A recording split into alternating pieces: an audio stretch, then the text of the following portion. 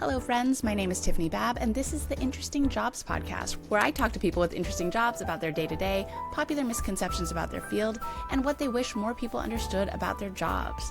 Today, our very special guest is Becca Murray. So, Becca, what do you do? I am a content creator, and I like to say accidental influencer. I didn't exactly set out. How did you get into that? Yeah, back during COVID, actually, during quarantine times, I was a photographer, am a photographer, but I had been building up my business while I had a day job for many, many years, and finally had gotten up the guts to quit my job and had a year and a half of work booked in advance and was all set to go. And the day that I started training my replacement at my day job was the day that we started working from home for COVID. And I lost a year and a half of work in a week. And so I went from working 90 hours a week to none.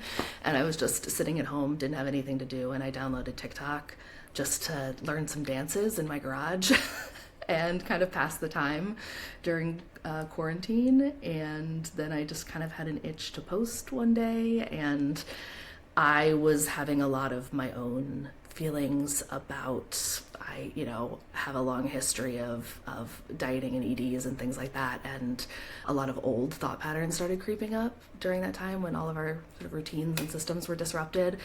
And so I decided to make a video telling myself all of the lessons that I knew to be true, but I was having trouble remembering in that moment, just so that I could hear myself say them. And then it turned out a lot of other people also needed to hear that. And so I just started making videos, and I very quickly just found a community there, and that it has really evolved over the last 6 years, but that's how it started. And I had no social media, footprint or anything before that. So it was very organic and has just really snowballed into what it is today, which is a full-blown content creation career, which is very cool. It sounds fascinating. So you mentioned that this has evolved over the past few years. How has it evolved? A lot of people, I consider myself a lifestyle creator now, and that's mostly because people started asking questions, right? I started talking about mostly a lot of food stuff and body stuff, and then it was oh, wait, but I really like your curls. What's your hair routine? Wait, you're how old? I would like to know more about your skincare. Hey, I really like your shirt. Where's that from? You wear a lot of jewelry. Where do you get that? And so it just sort of evolved into a little bit more of an overall lifestyle situation. That's really interesting. Has the change in what your content is changed how you approach your content?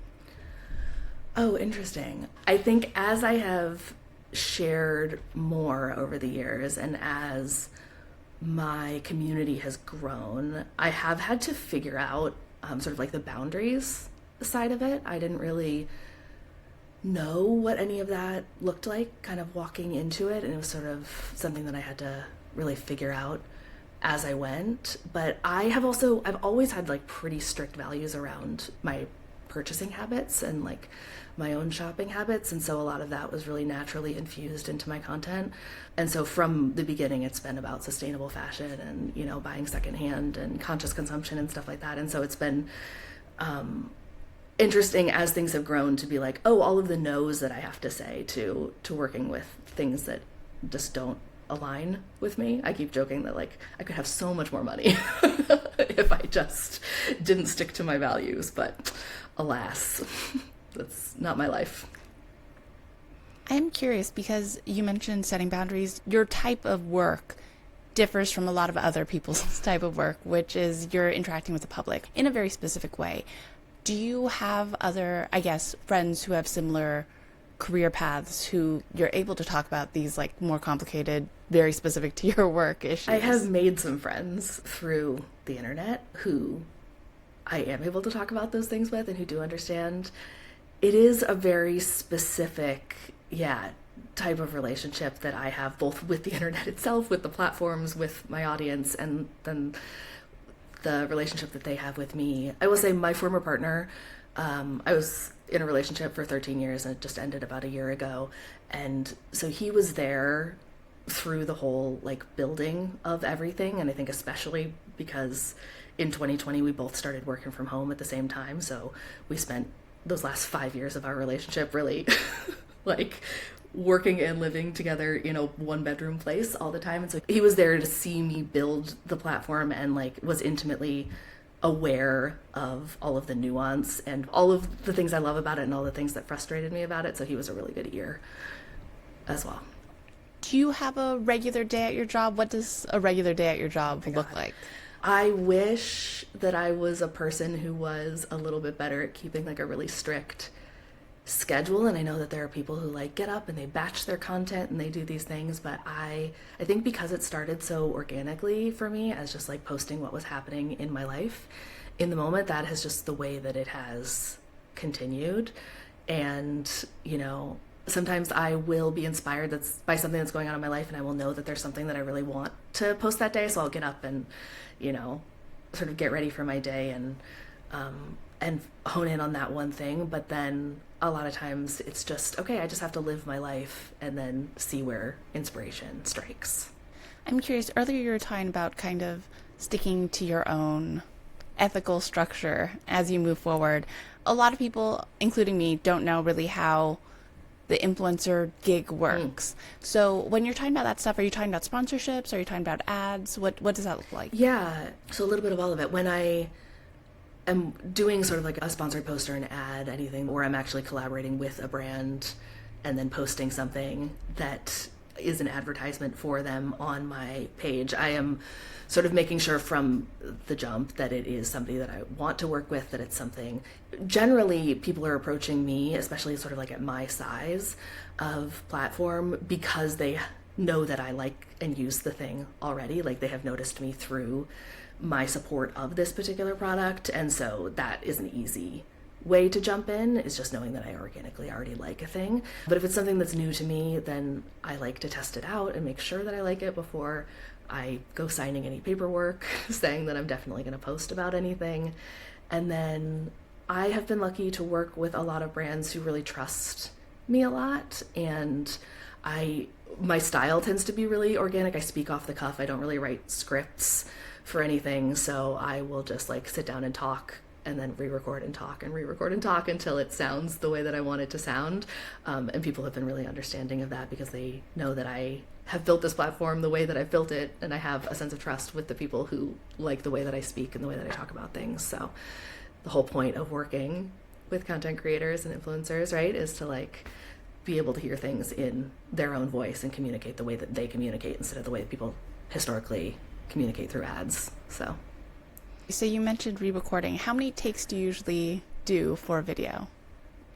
Oh, for a sponsored post or for like just any given video? Whatever you'd like to share. Oh man, it really depends. If I'm, ranting about something, sometimes I will set up my phone and I'll just get it and I say everything that I want to say in one take and it's done. Sometimes I will watch it back and be like, okay, I could have said this better, or I know that someone's going to correct me on this, or like I can anticipate what the internet is going to say to me in my comments. And sometimes that's something that I'm willing to take on because I think that what I said is fine. But sometimes I'm like, okay, I could say this a little bit better, and I will re-record myself. And also sometimes I get super passionate and I will just fumble over my words or, any of that. You just kind of, narrow down exactly what it is you want to say as you say it a couple more times. But I don't really have a method of exactly how many it usually takes me to get it done. It's really interesting what you were saying about the anticipation, like knowing kind of how people are going to respond to. I mean, you've been doing this for a while now. You've seen a lot of comments, I'm sure. Is that something that you developed over time, which is like 2 years in, you're like, okay, if I post this kind of video, I'm going to have this kind of response? Or is that something that just comes naturally? I think some of it is intuitive. It's an interesting thing where I know how my community will generally respond to something, and then there's a threshold when something starts to blow up where it goes beyond your typical circle of the people who know you and know your content, and that's when it kind of becomes the Wild West and you don't know exactly where it's going to hit. And so I think a lot of, and I haven't had this opportunity as much lately, I feel like my comment sections have been incredibly positive places, but when anything has skewed negative, I do have a tendency to bite back So I do reply to negative comments, especially when they give me an opportunity to like be funny or, educate, or honestly just like get out any of like any of the sass that I have sort of stocked up inside. My little Aries heart is on fire, and sometimes you just want to say the thing that you want to say, and the only person you can say it to is the troll who's saying it to you. So yeah, it creates fun opportunities sometimes to, yeah, to talk back and to get funny with it. You mentioned privacy boundaries, which I think everybody kind of gets the idea of. Do you have any other rules that you have for like what you do and do not respond to, what you post? My rule actually, okay, well, I don't respond to children, anyone underage. So I will look at someone's profile, and if I can tell that they're just, they're a teenager, bless, I will delete and block and move on with my life. But my biggest thing is that, and this is what has actually made the last year a little bit complicated for me, and I'm still navigating it, is that I don't post anything that I don't ask any questions I don't already know the answer to. Like, I don't bring anything to the internet that I am not already settled in myself. Because I am not interested in living my life based on a bunch of opinions from people who don't know me. even if they know parts of me, who don't know the whole of me and my life. And I want to be able to be like sure about my decisions, and then be able to like sometimes even talk through them in real time, but just feel like really settled in who I am and the moves that I'm making. I think that sounds incredibly healthy.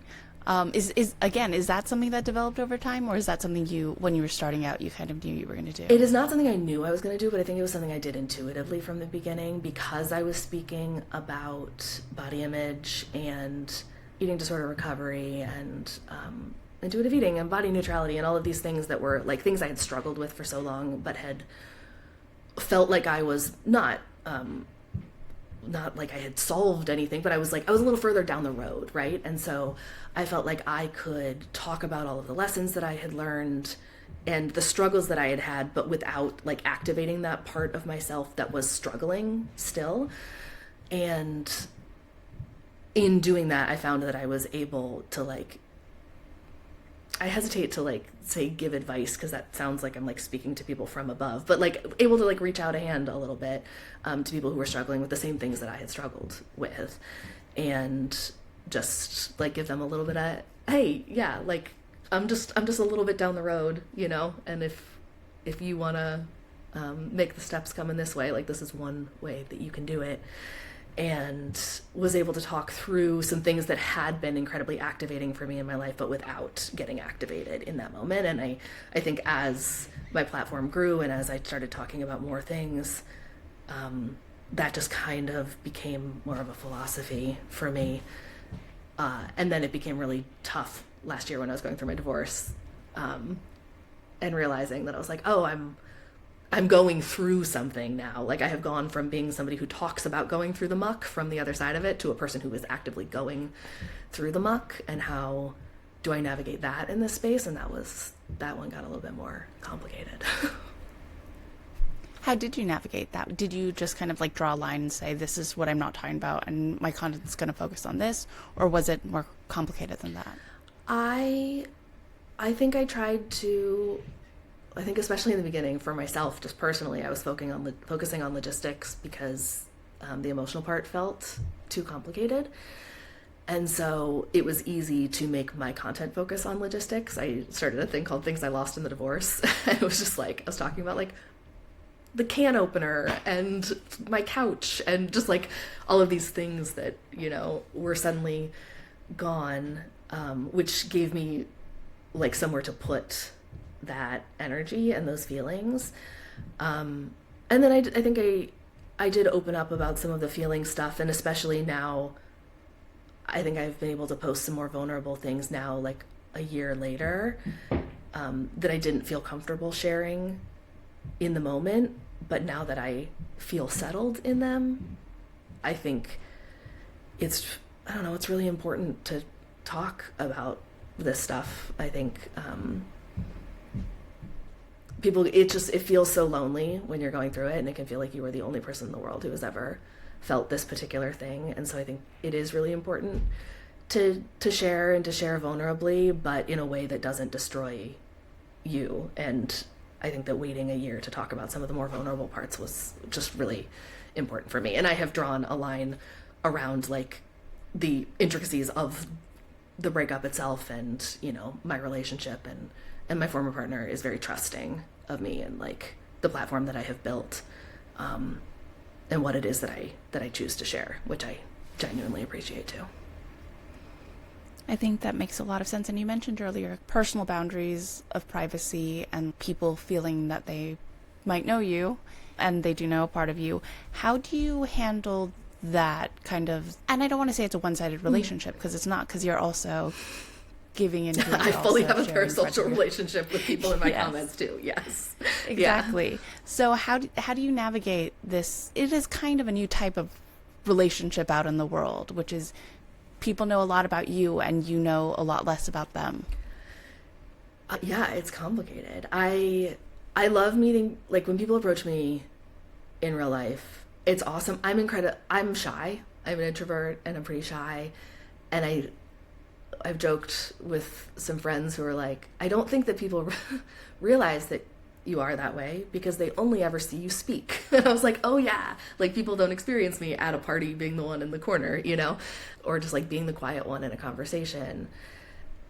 And so it's actually super helpful in that way, that when people approach me in public, they like already have a level of familiarity with me that they can come to me with. And it's sort of like I joke that I'm an extrovert collector. Like most of my best friends are extroverts who have scooped me up at some point in life. So it kind of is that energy where like somebody comes up to me and they're like, oh my God, Becca, hi. And they are able to start a conversation. And then I just like, I'm able to jump in and be in there with them, because it's not on me to like, figure out how to introduce myself and what to say, which I still have trouble with just like as a human. So that part's nice. What's the hardest part of your job? I think it differs from season to season. I think any sort of self-employment is hard. I'm also a photographer. That is also like fully self-employed, working for myself. Before that, I had so many jobs. I worked in so many offices, and I was an executive assistant to CEO. I was a receptionist. I was like answering to so many people over the course of so many jobs in my life. And I always had somebody holding me accountable, and somebody giving me a schedule, and somebody telling me what to do. And I had hours, and everything was just, and I was always like, ugh, man, I can't wait to just like be able to wake up and do whatever I want. And then it's like, okay, but then you actually have to do it. You have to be your own boss. I think at the beginning there's a lot of overworking that comes from just wanting to, like, not having boundaries and being like, okay, well, I can work all of the time, so I will just work all of the time. And then at some point I had to be like, okay, well, I have to be a better boss to myself. I have to force myself to take days off and stop working at a certain time and all of this. And then at some point, I think the pendulum swings the other way, and it's like, okay, well, now I have to be a better employee, and I actually have to start showing up and doing the things that I say I'm going to do, and not just blowing it off because I can. And I think that's the hardest part, is like the accountability and making sure that I'm holding myself accountable, both as a boss and an employee. There is something specific about your type of content that intrigues me, which is the fact that you're making it from your life. So when you're talking about this like work-life balance, do you find yourself catching yourself like just having a regular experience and thinking, oh, this would make really good content, and then having to, hold on, this is my weekend, this is my day off, I'm not supposed to be doing this? It's funny because there is like a running joke, and I mean, it goes back years, and you can like see it ever since like the world opened up again, I suppose, because so much of my content started just like quarantined in my house. But since then, like whenever whenever I'm like doing something or planning something, or there's like a series leading up to something, like, oh, I'm getting dressed for this thing, or like figuring out what I'm going to wear, and it's like a whole series, and then there is zero payoff because I don't record in the moment. Like, I just forget. I'm like living my life in the moment. And so I do so much of my recording at home by myself when I have like my own flexibility to do that. And then you put me out in the world. Like, I don't vlog a lot.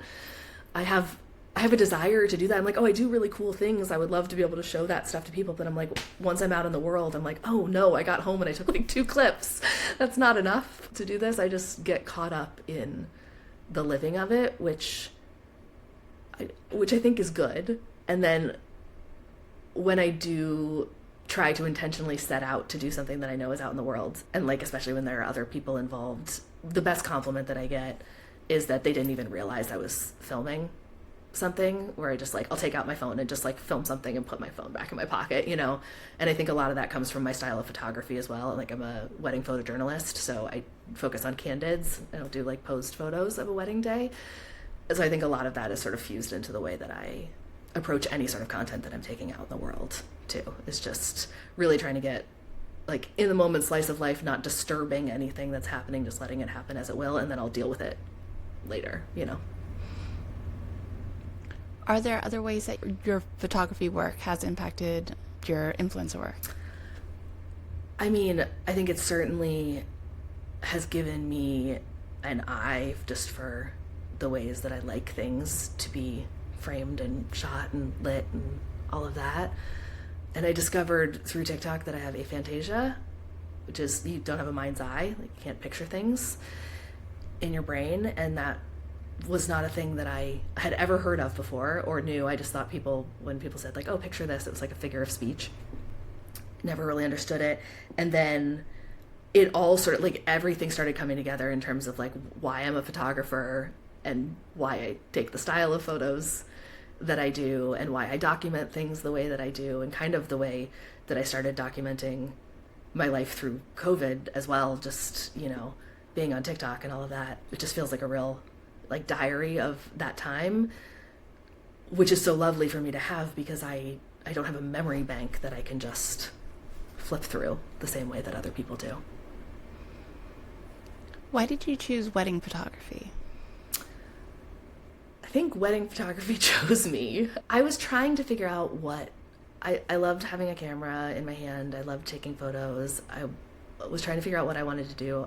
I pre-pandemic was doing a lot of boudoir photography. I was doing body positive boudoir photography, which was like just so like soul filling, and it felt like my absolute purpose realized in this life. And then I had people who found me through boudoir felt so comfortable with me that they would then come back to me and ask me to photograph their weddings. And so I started doing that, and just a lot of the people, I think it's just by nature of who I am and the type of business I run, like I attract a lot of introverts and a lot of people who don't necessarily feel comfortable on camera, and people who just wanted smaller things. And so I was just attracting a lot of people who wanted more intimate affairs for their wedding. And I went into wedding photography not really being sure exactly like what my place was, or if I needed to like make it look like does it have to look like wedding photos? Like I spent a couple weddings kind of figuring that out at the beginning, and then I found that the photos I loved the most and the ones that people responded to, it was really the candids of the day. And so I just started leaning into that, and once I started leaning into that, it just like it felt like everything fell into place, and it felt so much less like work because I wasn't working against my own instincts to try and, you know, boss people around on a wedding day. I was just able to be a fly on the wall and really like be an observer, which feels like I have a lifetime of experience doing that. How has your content creation affected your photography work? Oh, interesting. I mean, I have slowed down on a lot of my like a lot of bookings. I don't have as many weddings as I did at the start of my content creation journey, but I think what it has really allowed me to do is to only take the things that I'm like really, really passionate about and interested in, and the people that I want to work with. And it has allowed me to be really picky about it. I kind of say the same way that when I had a day job and I was building my business, a lot of people asked for, advice on like how to get their business off the ground. And for me, it was so important for me to have a regular paycheck, because I never had to like just offer headshots, even though I hate them, because that's what people would pay for. I never had to like run a sale or do a bunch of mini sessions just to make sure that I could pay rent, because I was paying rent from my day job, and then everything that I was doing there was a bonus. And so I was able to build and scale my business the way that I wanted to. And I feel like it's sort of like content creation became the day job. It shifted, and that became the thing that gave me the flexibility to do exactly what I want with photography. And it definitely made me more interested in like getting back to my like personal projects and things like that, which I never really had the flexibility to do for a long time, because I was like just so, bogged down in shooting so many weddings and having so much editing and all of that. There was just never really any time for personal projects. And so it's been like, I got myself like my own personal camera this year that's like separate from my professional camera, and just to be able to like take that around and have pictures of friends and family and myself, and all of that has been really lovely too. I'm sure someone's going to want to know, what camera did you get for your personal camera? I got a Fuji. I got the Fuji X106, or V106. It's this great little. It's expensive, and I had to track it down. I actually ended up getting on Facebook Marketplace, and it was the first one that I found that wasn't a scam on Facebook Marketplace. And the guy was like so convinced, because our Zelle like wasn't working, and then he was convinced that I was trying to scam him, and it was just a whole thing. What became my issue with taking a lot of photos in my regular life, like even just in travel and stuff, is that I would take my camera with me, because obviously like as a photographer I want more than just like what my phone can do. I would take my camera with me on travels, and then I would come home and I would put all of the photos onto a hard drive, and I would never edit them, because I would have so much other work to do. And so I have photos from Japan and China and Italy and France. I just have hard drives full of photos that I have never looked at again, that hopefully someday I will get to. And so at some point I was like, okay, I'm just going to start taking a film camera when I travel, because then I can just develop the film and it'll be done. And that was great, but then I was also really limited on the number of photos that I could take. And when I was traveling, I wanted to take more, and then I also had to just like make sure that I had the money to get the film developed and all these things. And so I really love this little Fuji. It has film presets in it, basically. Like you can put your own essentially what look like filters, but you can make them look like different film stocks. So you can pick basically what film stock you want it to look like, and put in all these individual little preferences, and then it comes out looking like that. So I don't have to edit anything at all. I don't have to edit it. I don't have to pay to get it developed. I love that thing so much. That's cool. Yeah. What do you wish more people understood about content creating?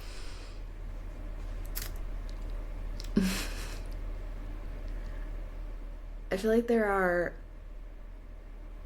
a couple of different angles on that. I wish that I do wish that more people saw it as a job, like people I think there's a large segment of people who just like dismiss it as not a quote real job. And I find it so interesting growing up in a time before, the internet, before social media, before influencing or content creating was anything. People still wanted, I don't know, I grew up with, people want to be an actor and a model, right? And can you walk onto a set and be an actor or a model because you're pretty? Like, can you just get discovered and you're a pretty face and you make a living doing that? Sure. Is that the way most people do it? No. Like, you have skills that you have to develop, and you have training, and there are underlying skills there that take a lot of work. And I think the same thing with content creation. Like, can people just fall into it because they're hot and they look good on camera, sure. But then you have to have something to back it up. And especially if you get to the point where you are building something and working with brands, you're doing marketing, you're writing, you're producing. Especially I moved to LA for acting, and I was doing that for like 10 years before I transitioned to photography. I worked on the commercial side of things. I know how much money was in commercials once upon a time. And so much of that is getting funneled into, social media marketing and like the influencer economy and the creator economy. I know people are like, that's crazy that these people are making like wild paychecks when people hear about it, but I don't think people understand how much money the big guys at the top are making and how much money they have always spent in this area. It's just that they are pivoting because the world is changing, and who people listen to and where they get their information from has changed so much. Complicated question, but yeah, it is a real job, I suppose. What's your favorite part of your job? I just really love being able to communicate with people. The first time that I ever feel like I really found myself and my voice was through boudoir photography, and then through this sort of intimate wedding photography. And it feels like so much of that is about connection and about helping people feel seen and about giving people space to just show up as themselves and realize that they've got all of it, that they're good. It's hard because it's not just one space now, but like everything that my content does across different platforms, like the space that has been created here in this little corner of the internet feels like all of that just on a larger scale. It feels like the same thing that I've always been pivoting my life towards, but I just get to do it bigger now. That's amazing. Thank you so much for your time. Where can people find you online and learn more about your work? The Becca Murray everywhere on TikTok, Instagram, Substack, YouTube, across the board. And whatever comes next, we'll see. And that's it for this week on the Interesting Jobs podcast, where we chat with people with interesting jobs. If you like this episode, please leave us a 5-star review on Apple Podcasts. And if you have an interesting job or know someone with one, email us and let us know. We might even be able to have you on the show.